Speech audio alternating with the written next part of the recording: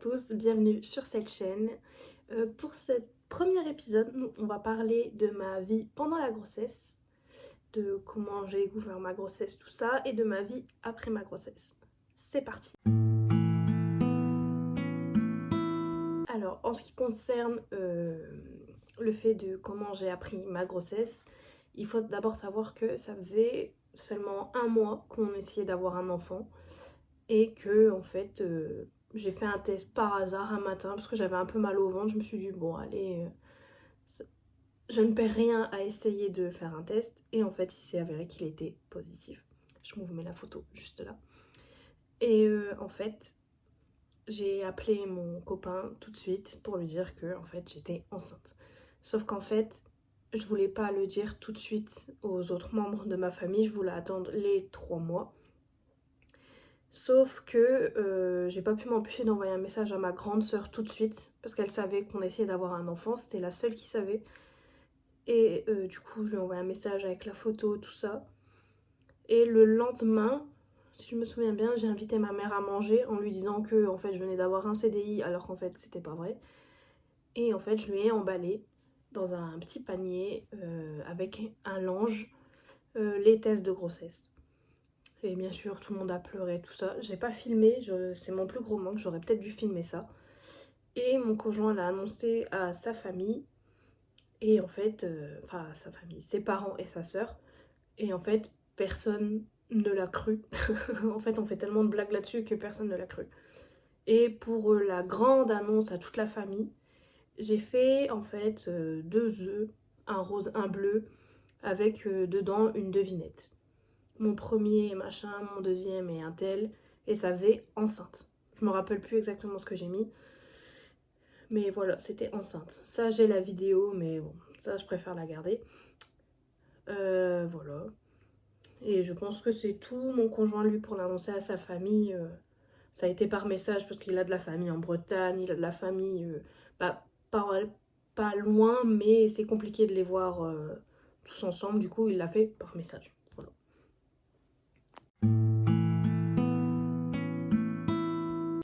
Donc pour le début de ma grossesse, ça va être simple, j'ai été malade pendant les 3 premiers mois. Je n'ai fait que vomir, je ne pouvais plus manger. Quand j'allais voir le médecin, il me disait Madame, faut manger, votre bébé, faut qu'il prenne quand même du poids dès le début. Et du coup, comme je mangeais plus, j'ai fait un malaise dans le métro. Et en fait, comme je savais pas que c'était vraiment lié à ma grossesse, je suis allée aux urgences de base, parce que je me suis dit c'est que le début de ma grossesse. Mais après, ils m'ont transférée aux urgences maternité. Et c'est là que j'ai vu et entendu le cœur de mon bébé pour la première fois. Bien sûr, je me suis effondrée en larmes quand j'ai entendu le cœur. Et de toute façon, à chaque fois que je l'ai entendu, j'ai fondu en larmes. Et en sortant, j'ai appelé mon copain pour lui dire que j'avais entendu le cœur. Enfin, ma mère a pris le téléphone parce que je faisais que pleurer. Elle a dit c'est bon, elle a entendu le cœur, elle l'a vu. Enfin, vu entre guillemets parce qu'il était tout petit. Mais voilà, un début assez chaotique, on va pas se mentir, mais j'étais quand même très contente d'avoir vu mon bébé. Bon, maintenant on va parler de la grossesse en général. Donc clairement, quand je compare avec d'autres femmes enceintes que j'ai connues, j'ai une grossesse très très très compliquée.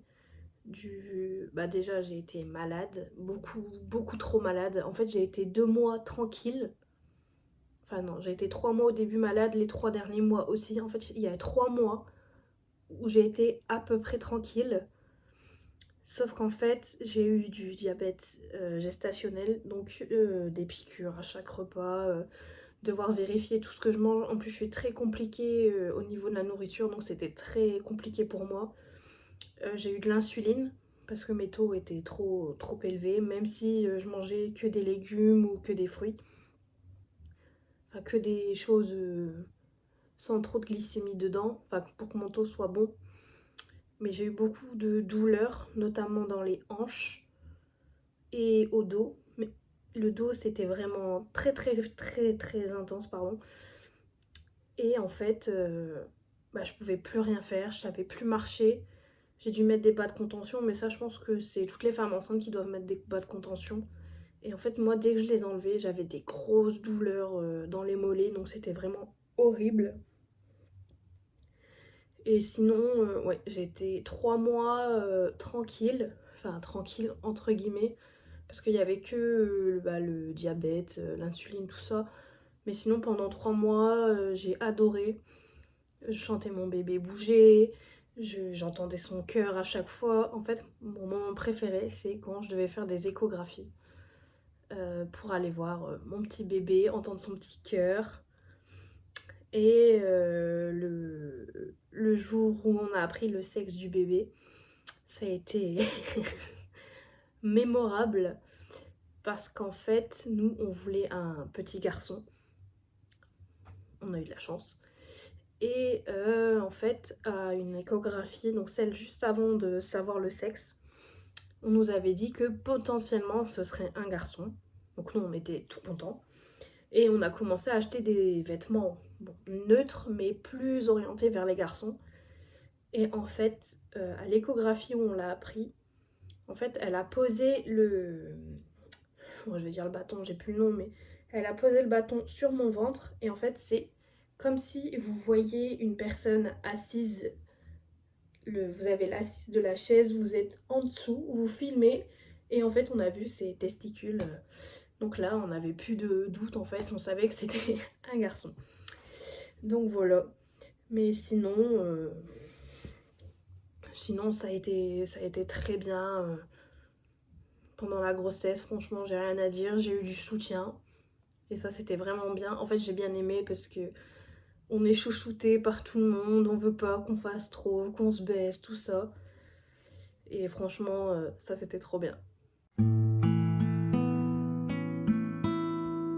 Bon, en ce qui concerne la fin de la grossesse, c'est assez drôle, sans être vraiment très drôle.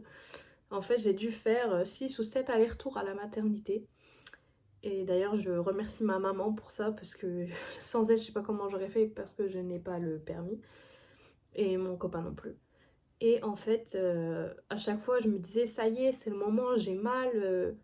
Enfin, j'ai vraiment mal, quoi. Donc, faut y aller, j'en peux plus. Et en fait, bah, c'était jamais le moment. En fait, j'étais même pas totalement ouverte à un. Donc, bah, je rentrais chez moi, quoi. Il y a une fois où j'ai cru que c'était potentiellement le moment parce que j'étais ouverte à un. Et en fait, on m'a dit d'aller marcher. Et moi, quand j'entends ça, généralement, je me dis, bon, allez, c'est bon, c'est le moment, quoi. Et en fait, j'étais ouverte à un, toujours, ça n'avait pas changé. Du coup, je suis rentrée chez moi. Et ah non, même pas, je crois qu'on est resté à la maternité jusque 4 h du matin pour voir avec un monitoring, tout ça. Et en fait, ça n'avait pas changé du tout. Il y a le 20 octobre, du coup, je me réveille. La veille, j'étais allée à la maternité en plus et j'avais demandé à être déclenchée. On m'avait dit non, bien sûr, forcément. Et le lendemain matin, je me réveille. J'ai mal au ventre, mais des vrais. Enfin, des vrais, oui, mais avec des contractions que j'avais pas eu aussi fort, mais j'ai vraiment mal au ventre. Dans l'après-midi, je me mets dans le lit à 4 pattes au-dessus de mon lit en mode faut me soulager, j'en peux plus. Je faisais des allers-retours comme ça, juste pour me dire ça me soulage, quoi. Je comptais mes contractions, tout ça. Bon, elles étaient pas très régulières, je crois que c'était toutes les 5 à 10 minutes. Et au soir, je dis à ma mère, est-ce que je peux dormir chez toi? Parce que j'ai vraiment mal au ventre. Et genre quand j'ai une contraction, je pleure, je fais des crises de larmes, j'ai trop mal. Donc je vais dormir chez ma mère, mon copain reste chez nous. Et au soir, je peux pas dormir. C'est impossible de dormir parce que j'ai des vraies grosses contractions. Et c'est pas possible, quoi. C'est vraiment pas possible. Et du coup, je vais voir ma mère. Je dis, maman, là, je suis désolée, mais je suis pas bien, j'ai mal, faut faire quelque chose. Et bon, maintenant, c'est drôle, mais sur le moment, je rigolais pas beaucoup. Ma mère allume la lumière et elle me dit, oh, mais t'es toute blanche, ma fille, faut faire quelque chose. Elle appelle mon père en panique et elle dit ah chérie, Margot elle est toute blanche, faut faire quelque chose. Mon père qui dit En mode logique, bah emmène-la à la maternité si tu vois qu'elle est pas bien. Et en fait, tout au long de ma grossesse, ma mère, elle m'avait dit si pendant tes contractions, t'es pas là de te tenir, te tordre de douleur, parce qu'elle sait que je suis assez chochotte niveau douleur, bah c'est que c'est pas le moment, quoi. Et dans la voiture, je serrais de toutes mes forces. Quand j'avais une contraction, en fait, j'avais mal. Et le problème que j'ai eu, c'est que à chaque fois, j'avais des contractions de stress pendant ma grossesse. Et que quand j'arrivais à la maternité, en fait, j'étais tellement dans un lieu safe, on va dire, que bah, en fait, mes contractions, elles partaient. Donc, en fait, je paraissais pour une menteuse. Madame, vous venez, mais vous avez pas mal, quoi. Enfin, vous avez rien, vous voulez juste faire une échographie. Sauf que, en fait, quand je marchais ce soir-là, en fait, quand je marchais, j'avais plus mal. Enfin, je les sentais moins, donc je me suis dit, ça y est, je suis revenue pour rien. C'est chiant, quoi. Donc, j'ai fait bouger tout le monde pour rien. On va encore me dire que je suis une menteuse. Donc, voilà. Et après, je fais un monitoring, enfin, elle m'examine, elle me dit, bah là, vous êtes ouverte à 2. Donc, ça a bougé. Je me dis, j'ai pas eu mal pour rien. Je suis quand même passée à 2. Bon, c'est pas énorme, mais ça va. Et après, on me fait mon monito et je dois attendre 30 minutes toute seule. Sauf qu'en fait, pendant le monito, j'ai mal, je me tords de douleur, donc à chaque fois que je bouge, il faut venir remettre le monito. Du coup, ça décale encore la demi-heure. Et en fait, pendant le monito, en fait, je sens que je me pisse dessus. Mais vraiment, c'est vraiment cette sensation-là. Et je me dis, mais c'est pas possible, je vais me taper la honte là. Déjà, je viens. Enfin, pour moi, je pensais que je venais pour rien. Et en plus, je me pisse dessus. Mais c'est la honte. Et en fait, avec la fatigue, parce que je m'étais levée genre à 6h du matin ce jour-là. Il devait être 2h du matin, j'en pouvais plus, j'étais fatiguée. Et avec la fatigue, je me mets à pleurer, mais une vraie crise de larmes. J'appelle une sage-femme et je lui dis, je suis désolée, je me suis pissée dessus, je suis vraiment désolée, j'ai honte. Donc elle enlève mon pantalon, ma culotte, tout ça. Elle fait un test, elle me dit, madame, vous n'êtes pas pissée dessus, vous avez juste perdu les os en fait. Du coup, elle me rassure tout ça et du coup, bah, c'était le début du fameux accouchement, quoi. Bon, pour parler de l'accouchement, alors il faut déjà savoir que j'étais terrorisée d'accoucher. Mais vraiment, genre, au bout de, je crois, 4 mois de grossesse, je pensais qu'à l'accouchement, j'en faisais des cauchemars et tout. J'étais vraiment terrorisée. En plus, la péridurale, fallait même pas m'en parler. Je savais à quoi ressemblait l'aiguille, mais je voulais même pas la voir le jour même. Donc du coup, comme je disais, genre, je perds les os. Et en fait, à ce moment-là, à partir du moment où j'ai perdu les os, la douleur, elle s'est vraiment multipliée par 5. Mais vraiment, je savais plus marcher, je savais plus parler. Parce qu'en plus, j'ai dû appeler ma mère pour lui dire d'aller chercher mon copain. Et en fait, ma mère, elle me parle, elle me dit ah, t'inquiète pas, ça va aller. Mais en fait, j'avais tellement mal que je dis ah, désolée maman, j'ai pas envie de parler et j'ai raccroché. Désolée maman.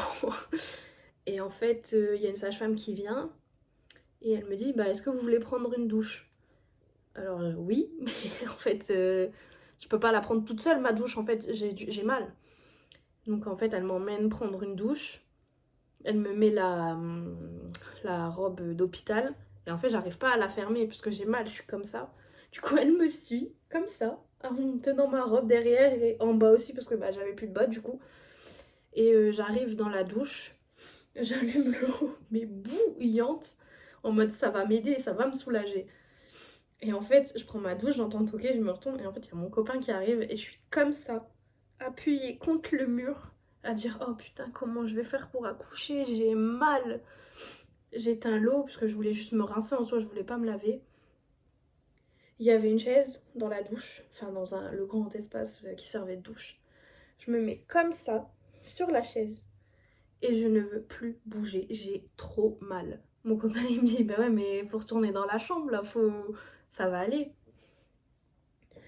Je retourne dans la chambre, je m'allonge, mais chaque contraction, je pleurais de douleur, je n'en pouvais plus, j'étais fatiguée. Vraiment crevée, crevée, crevée. Et en fait, on refait un monito, elle me réexamine. Et elle me dit, je crois, il était 3 heures du matin, elle me dit oh bah vous êtes passé à 4 ou à 7, je sais plus. Mais je sais que c'était très rapide. Non, je crois qu'à 4 heures du matin, j'étais à 7. Et elle est revenue à 6 heures. En plus, elle me dit oh bah faut dormir, hein. Non, je ne dors pas en fait, j'ai mal. Surtout qu'entre-temps, j'avais la péridurale. Et que, en fait, bon, moi ça m'a fait rire, même sur le coup, non, mais quand j'y repense, c'était très drôle. En fait, on me fait la péridurale, donc je suis comme ça, le dos bien arrondi, enfin, comme tu peux, parce que t'as ton ventre de femme enceinte. Je tiens mon copain comme ça, parce que je voulais lui faire un câlin, mais c'était pas possible pour avoir le dos rond.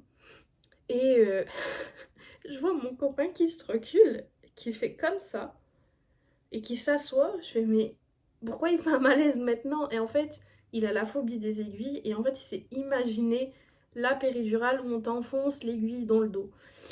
Et du coup, il a fait un malaise. C'était super sympa. Et du coup, après la péridurale, enfin le temps qu'elle fasse effet, on dit de dormir, tout ça. Elles reviennent au bout d'un moment pour me mettre les jambes dans les étriers. Et là, on me dit, bah, dormez et reposez-vous. Parce que du coup, j'avais plus mal, je sentais plus rien. Sauf qu'en fait, enfin, si, je sentais juste mes jambes. J'avais plein de fourmis dans les jambes. Je sentais que j'avais froid. Mais je pouvais pas me couvrir, j'avais pas de plaid, j'avais rien.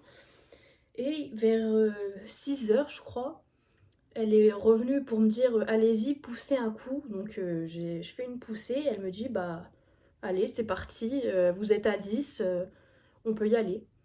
Donc j'ai dû réveiller mon copain qui lui s'était endormi pour le coup parce que bah, il s'était levé à 5 heures pour aller travailler. Et je lui dis par contre là je vais accoucher donc il faut te réveiller et ne pas avoir la tête dans le cul, c'est maintenant. Et en fait, j'ai dû pousser, je sais plus, 3 ou 4 fois, je crois. Mais c'était assez rapide, hein. Après, juste le temps d'installer, qu'elles arrivent, tout ça. Sauf que, bah non, sauf que rien du tout, en fait. Et en fait, bah, le bébé est sorti. En fait, il était mal engagé dans le bassin, je crois. Et du coup, quand il est né, sa tête, elle était un peu... Enfin, il y avait une petite bosse. Moi, je l'ai pas vu tout de suite. C'est mon copain qui l'a vu. Mais mon copain a coupé le cordon. Lui, il a tout regardé. Je ne sais pas pourquoi il a fait ça. Mais il a tout vu. Le bébé qui sort, il a coupé le cordon, il a vu le placenta, il a tout vu. Euh, Si tu regardes, t'es bizarre. Vraiment, t'es bizarre d'avoir tout regardé comme ça. Et voilà, c'était un...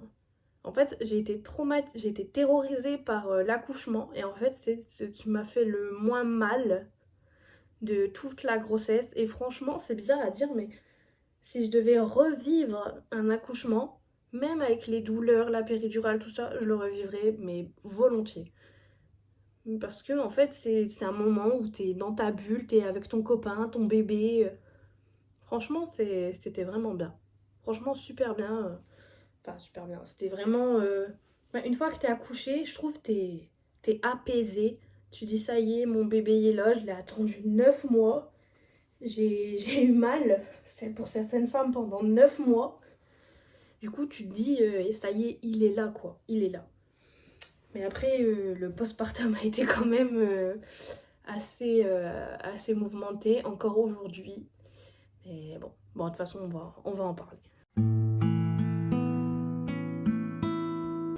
En ce qui concerne le postpartum, ça a été un peu compliqué pour moi. Bah, en fait, non, sauf à la maternité où là, ça a été super simple. Bon, on a eu de l'aide, les sages-femmes, les visites, tout ça. Mais le temps était super long par contre. Il n'y a rien à faire à la maternité. Mais le retour à la maison a été très compliqué. La première nuit surtout, parce que le bébé n'a pas dormi de la nuit. En fait, normalement, on avait un mariage le lendemain, on n'a pas pu y aller, du coup, parce qu'on n'a pas dormi de la nuit. Et j'ai dû appeler ma mère à l'aide, parce que bah, du coup, le bébé ne dormait pas et on voulait dormir. Nous, on était crevés, on n'en pouvait plus. Surtout que moi, je faisais nuit blanche sur nuit blanche sur nuit blanche, j'arrivais pas à dormir. Et le plus compliqué pour moi, ça a été d'être sans le petit. Parce qu'on dit toujours dors quand le bébé dort. Sauf que je n'arrive pas à dormir si le bébé ne dort pas à côté de moi pour l'instant. Du coup, bah là, il est en cododo. Mais par exemple, quand je le mets à garder du mardi au mercredi chez ma maman, je ne sais pas dormir s'il n'est pas à côté de moi et il faut que mon copain soit dans le lit, sinon je n'arrive pas à dormir. Par exemple, si mon copain se lève à 5 heures pour aller travailler, je vais me réveiller parce que bah, il fait du bruit sans faire exprès. Je ne vais pas savoir me rendormir parce que j'ai personne avec moi et que le petit n'est pas là. Mais sinon, à part ça, franchement, le postpartum, ça va. Par contre, moi, je fais de la dépression postpartum. Je le sais. Parce que je pleure énormément, énormément, énormément, énormément et pour rien, souvent. Donc il y a eu la chute des hormones, ça je le sais, mais encore maintenant, c'est un peu compliqué. Alors oui, ça va faire 5 mois, mais c'est un peu compliqué. Mais je suis accompagnée, donc en soi, je m'en fais pas pour moi, quoi. Mais c'est pas tous les jours évident. Je craque beaucoup, je m'énerve beaucoup. En fait, tout le monde prend, clairement. Je m'énerve avec tout le monde. Dès qu'on me fait une petite réflexion, je m'énerve. Parce que oui, je ne m'y attendais pas du tout, mais les réflexions sur comment tu dois éduquer ton enfant, les choses qu'on t'impose, alors que tu n'en as pas forcément envie, mais bon, ça c'est tout le monde pareil, j'imagine. Mais sinon, à part ça, oui, tout se passe très bien. Maintenant, je voudrais vous parler de mon évolution depuis l'accouchement. Des limites que j'ai pu me poser, tout ça, parce que je pense qu'il est indispensable de se mettre des limites. J'accepte beaucoup, beaucoup moins de choses. Je parais plus souvent pour la méchante parce que je me laisse moins faire. Mais je pense que c'est nécessaire pour moi, même si ça plaît pas à tout le monde. Des choses qu'on peut me dire que je serais passée au-dessus avant, maintenant je me laisse plus faire, je rentre dedans.